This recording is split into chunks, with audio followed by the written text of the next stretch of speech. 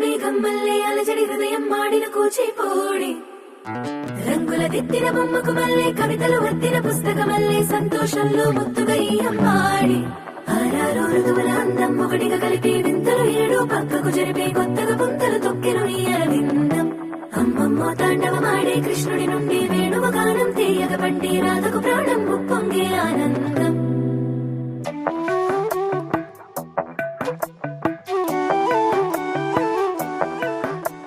మధురము కదా ప్రతొక నడక నీతో కలిసేలా తరగని కథ మనదే కనుక